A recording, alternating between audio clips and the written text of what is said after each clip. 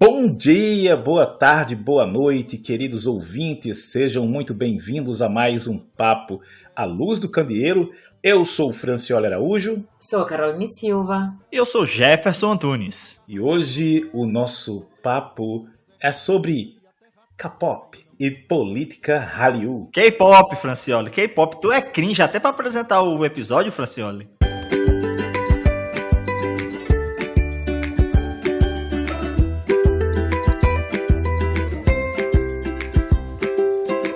Hoje a gente vai falar um pouquinho sobre questões de política internacional, mas também voltado a políticas culturais intersetoriais. Olha só, vamos começar pelas histórias, tudo é história, então vamos embasar isso para que o nosso querido ouvinte a nossa querida ouvinte possa entender um pouquinho, tá, meninos? Em 1945, com a rendição do Japão, a Coreia foi dividida em duas zonas de ocupação, até a possibilidade de se estabelecer um governo. O Sul foi ocupado e governado pelo exército estadunidense.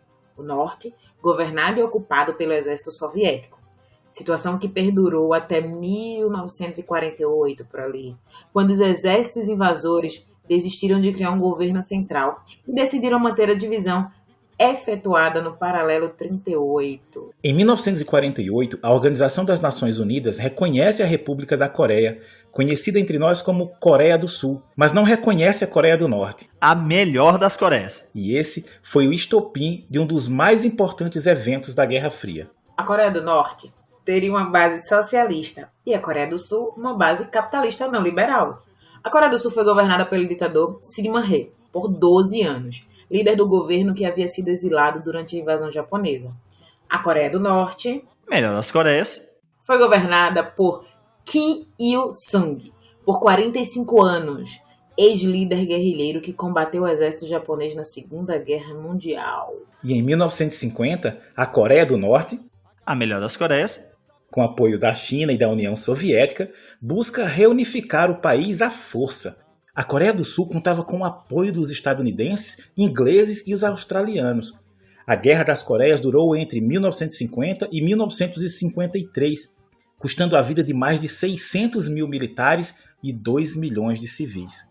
A guerra não acaba em 1953. Foi assinado um tratado de cessar-fogo, uma Coreia não reconhecendo a outra e cada uma delas se vendo como única e legítima Coreia. A Coreia do Sul foi governada pelo general Park Chung-hee de 1961 até 1979. Ele chegou ao poder através de um golpe militar contra o presidente Yoon Bum-seung e o seu primeiro-ministro, Chung Myon. Yoon Bum-seung foi eleito após a Revolução de Abril de 1960, que derrubou o ditador Syngman Rhee, colocado no governo pelos estadunidenses. O governo autocrático do general Park Chung-hee é marcado pelo autoritarismo e pela repressão, com política de forte industrialização, modernização da infraestrutura e melhoria do sistema educacional. Ele foi assassinado em 1979 por seu braço direito do serviço de inteligência.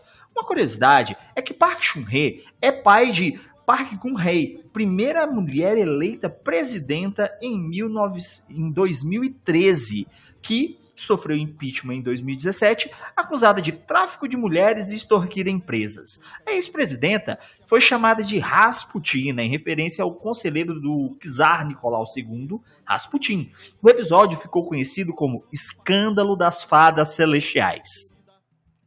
Após a morte de Park Chung-hee, uma série de golpes, juntas e eleições militares marcaram a história da Coreia do Sul. Em 1988, Roh Tae-woo se elege como presidente na primeira eleição direta que marca a redemocratização do país. Em 1992, é eleito o primeiro presidente civil em 30 anos, Kim Yong-san, com a promessa de construir uma nova Coreia do Sul. É muita história, hein? E a gente sempre tem um paralelo, né? Já que o Brasil também foi um país que teve um governo ditatorial militar, em uma ditadura empresarial militar, da mesma forma Argentina, Paraguai, Chile, e é claro, todas também, junto com a Coreia do Sul, com a mãozinha ali dos Estados Unidos, né, dentro dessa disputa que estava colocada na questão da Guerra Fria, né, e a gente vê como até as datas são próximas, né? Poxa, o período de redemocratização começa em 1988, que é o ano da nossa Constituição Cidadã aqui no Brasil. Então a gente sempre tem esses paralelos, né? É claro que a nossa eleição foi um pouquinho antes, a nossa ditadura empresarial militar foi mais cedo, né? Mas a gente tem esse paralelo entre a história do Brasil e a história da Coreia do Sul.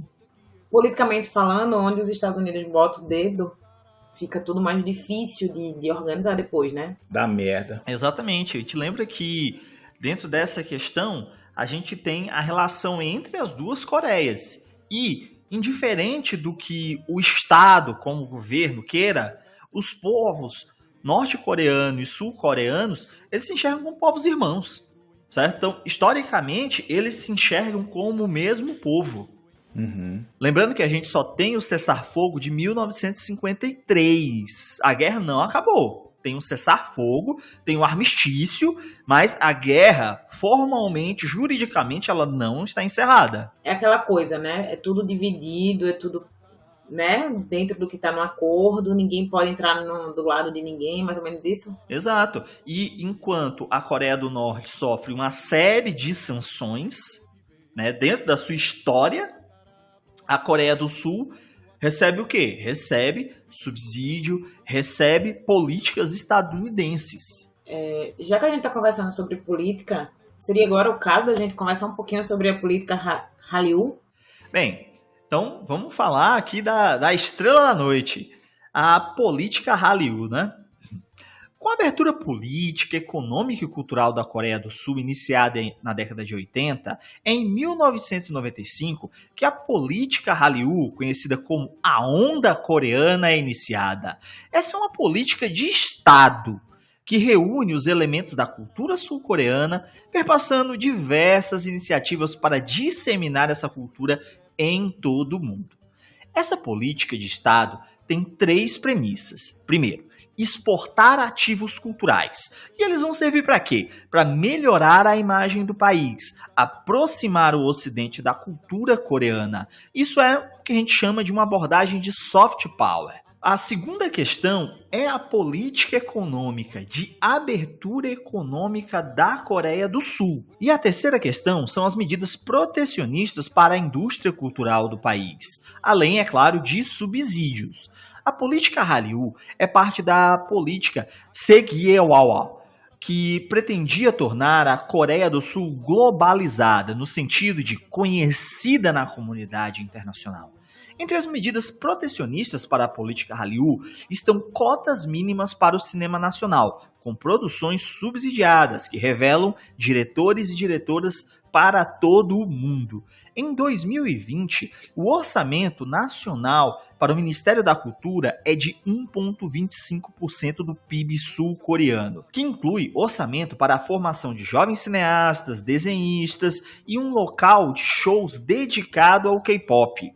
Entre as exigências governamentais para a produção subsidiada é que ela seja disponibilizada nas plataformas mais acessíveis do mercado mundial, como as plataformas digitais, o YouTube, a Twitch, o Vimeo.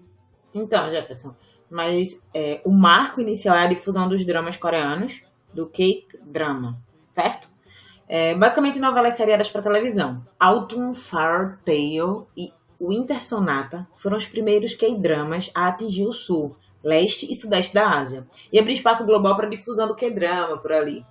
Com a difusão dos K-dramas por serviços de stream, só a exportação de K-drama rende 240 milhões de dólares por ano ao país, que corresponde a metade dos recursos movimentados pelo setor. É dinheiro pra caramba, hein? E não para por aí, a gente ainda tem o K-Beauty, conhecidos como os 10 passos para se cuidar da pele, ou 10 Steps Korean Skincare, fomentado por blogueiras e youtubers de beleza e cuidados com a saúde da pele é outro mercado que envolve a política Hallyu.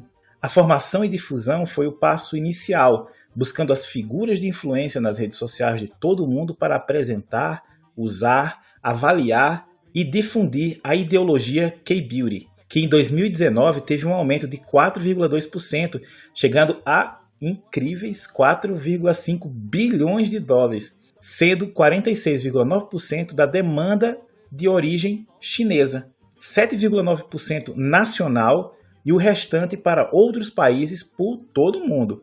A Coreia do Sul foi a quarta exportadora mundial de cosméticos em 2019, perdendo para a França, Singapura e Estados Unidos, e respondeu por 8,6% da produção mundial naquele ano. Gente, só um parêntese. Eu caí no K-Beauty aí. Comprei mói dessas coisas que eles botaram no mundo, esses trecos que botar pra skincare. Eu só quero deixar esse parêntese aberto. Não vou fechar, porque foi pesado para o meu bolso. Mas funcionou? Foi bom? Foi bom pra você? Alguns momentos. Outros não tão. Então foi bom pra mim, né? Mas retornando, em 2009 o governo criou centros culturais coreanos em 27 países, que fazem parte oficialmente do Ministério das Relações Exteriores sul-coreano. No Brasil, o centro fica ali em São Paulo, sabe? E conta com cursos de coreano, degustação e K-food, que é a comida coreana. Cursos e exposições de artesanato coreano, dança, música, comidas, bebidas, história, exposição literária, de cinema e de K-drama, além dos cursos de idiomas, o que fortaleceu a relação promovida pela política Hallyu. Entre os idiomas estudados por estrangeiros, o coreano é o que mais cresceu no século XXI, justamente a partir da ação desses centros culturais em Francioli e Jefferson. E em 2019, a Coreia do Sul recebeu mais de 17 milhões de turistas estrangeiros, triplo da quantidade de 2004, sendo a maioria japoneses. Ao todo, mais de 15 mil turistas brasileiros e brasileiras foram à Coreia do Sul. O Brasil, no mesmo ano, recebeu pouco menos de 7 milhões de turistas internacionais. Essa é mais uma das vitórias da política internacional dos centros Hallyu, que facilitam, explicam e dão todo o suporte para as pessoas viajarem para conhecer o país da Península Coreana. O Centro Brasileiro lançou editais para a produção de conteúdo Hallyu para brasileiros e brasileiras, por parte de pessoas físicas e jurídicas. Bem interessante, né? As bolsas são de R$5.000, com suporte tecnológico para filmagem e produção do próprio Centro Cultural. Desde 2012, os centros culturais promovem Expo Hallyu, um evento gratuito que leva música, culinária, artesanato e artes marciais sul-coreanas para o público brasileiro, totalmente organizado e financiado pelo governo sul-coreano. Pasmem! Um outro ponto da política são as produções cinematográficas.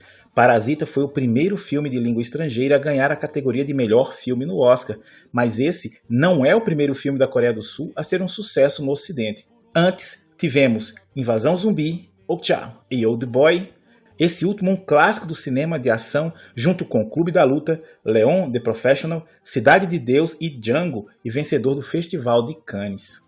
Bem, pessoal, para a gente entender como toda essa política Hallyu, essa política que eu falei que é intersetorial, né, ela afeta as relações internacionais da Coreia do Sul, a gente tem que entender um pouco de teoria das relações internacionais. E tem um conceito do professor Joseph Nye que é bem importante, que é o conceito de soft power.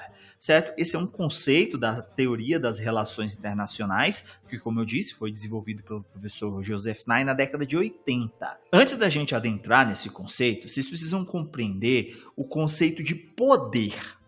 Né? Para o professor Joseph Nye, poder é a capacidade de afetar os outros e as outras para produzir os resultados que você deseja.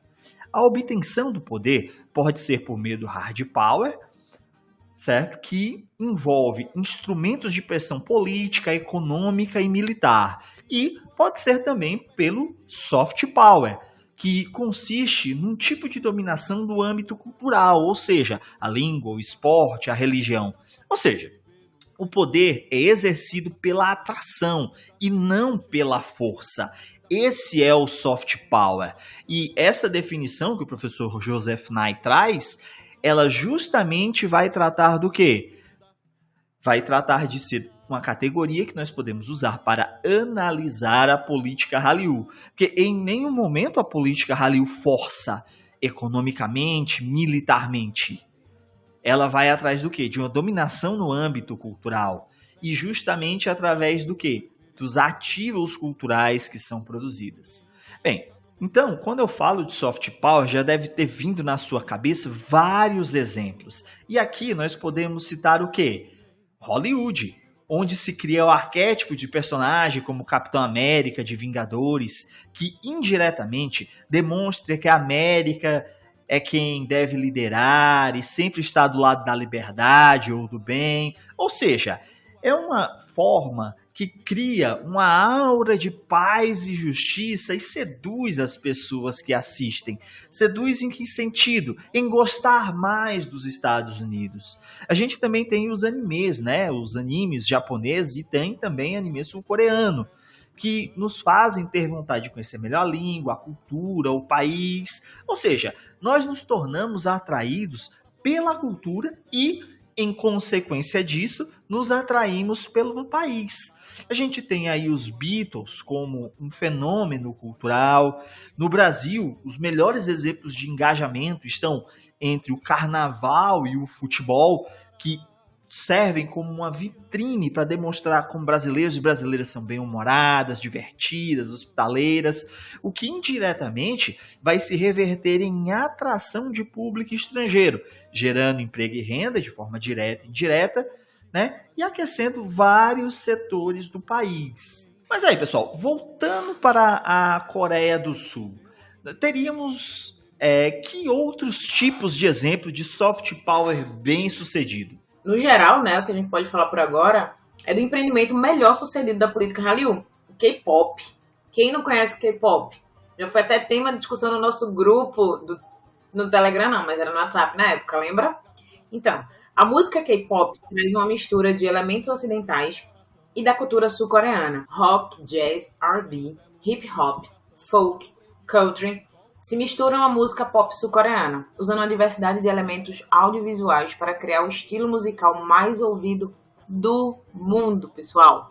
Um gênero musical híbrido de valores transnacionais. As iniciativas governamentais para expandir a popularidade do K-pop são realizadas principalmente pelo Ministério da Cultura, Esportes e Turismo, que é responsável por criar os Centros Mundiais de Cultura Coreana. As embaixadas sul-coreanas e os consulados também organizam concertos de K-pop fora do país, e o Ministério de Relações Exteriores convida regularmente fãs de K-pop estrangeiros a participarem do K-pop World Festival no país. Idols, membros e membras dos grupos de K-pop, recebem um rigoroso treinamento em dança, canto, esporte, postura, línguas e teatro. Nunca pensei, tá, pessoal? É pesado o negócio. Esses grupos são formados por meio de concursos extremamente exigentes, se preparando desde a infância. E aqui cabe a gente salientar que são diversos relatos de casos de condições precárias de trabalho, suicídio, aliciamento de menores. Além disso, a saúde de jovens está sempre em risco. Um caso que ilustra esse ponto é o da Taeyeon, líder da Girls' Generation, que revelou em seu Instagram que está lutando contra a depressão. Ela tem recebido apoio e suporte para se tratar. Minzy, ex-integrante da 2NE1, também expôs como sua saúde mental foi abalada durante suas atividades no grupo, que, apesar da fama estrondosa, sofreu grandes críticas do público coreano devido à aparência das integrantes, fora do padrão estético do país. A sexualização de integrantes femininas também é uma pauta em destaque, como as garotas do Nismus e do Stella, indo a público após o fim de suas carreiras para expor como eram forçadas a performar uma imagem que as deixava desconfortáveis. Com a pressão social imposta, machismo, os diversos ataques a idols por haters, relações trabalhistas abusivas, misoginia, a proibição de namoros, a vida dessas pessoas não é glamurosa como a política Hallyu faz parecer. toda a história da indústria musical tem episódios similares, o que não torna menos horripilante esse lado do K-pop. Gangnam Style foi o primeiro vídeo com mais de 1 bilhão de visualizações na história do YouTube, sendo referenciado pelo ex-presidente Barack Obama durante sua gestão como um fenômeno de aproximação entre Ocidente e Oriente. Foi o passaporte da Coreia do Sul para a indústria musical. Em 2004, ela ocupava a 28ª colocação nessa indústria e passou a ser a 6ª maior indústria musical em 2017. Cara, uma potência que ninguém nem imaginava, né? Ainda em 2005, o governo sul-coreano criou um fundo exclusivo para o K-pop de $1 bilhão, separado no fundo total da política Hallyu. A banda de destaque do momento é a BTS, de 2013, formada por 7 membros, que já se apresentou em vários países, inclusive no Brasil. A Billboard comparou BTS muitas vezes ao fenômeno dos Beatles. Quando discutia a relação com os fãs, os álbuns do BTS quebraram vários recordes, atingindo a primeira colocação por muitas semanas em vários dos rankings da Billboard, demonstrando a influência da música sul-coreana na sociedade e juventude estadunidense.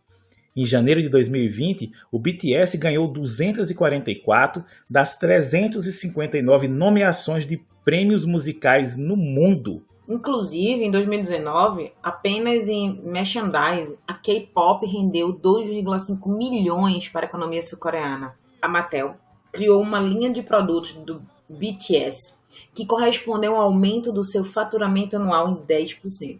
Em 2019, o BTS fez 63 shows em 23 cidades do mundo, com mais de 2 milhões de ingressos vendidos. O show do BTS em São Paulo, 4ª aparição dos artistas no Brasil, foi realizado no Allianz Parque, com ingressos que chegavam a R$9 mil, que se esgotaram. Foram 42.500 ingressos vendidos. O palco da banda utilizou 375 toneladas de equipamento e alta tecnologia, incluindo a tirolesa usada por Jungkook para sobrevoar a metade do estádio, passando por fãs durante sua performance. Os artistas encerraram o show, alguns com falas em português e outros com intérpretes, expressando a transnacionalidade da política Hallyu. Ainda em 2019, as menções no Twitter sobre K-pop geraram 6,1 bilhões de twitters. Um aumento de 15% em relação a 2018. Tem noção que é isso? Sendo o Brasil o 6º país que mais falou de K-pop, atrás da Tailândia, Coreia do Sul, Indonésia, Estados Unidos e Filipinas. Ainda sobre o BTS, seu fã-clube global, denominado ARMY, literalmente exército, possui uma base multiétnica de pessoas que são muito organizadas e capazes de coordenar ações para o mundo todo. O fã-clube reúne recursos para plantio de árvores no mundo, compra letreiros para divulgar o BTS, inclusive compraram um letreiro gigante na Times Square, e durante a campanha para a reeleição de Donald Trump, a ARMY reservou entradas em massa para um de seus principais comícios, esvaziando por completo a ação da campanha. A ARMY não se considera uma instituição política. Óbvio, muito óbvio, até porque eles são fãs do BTS.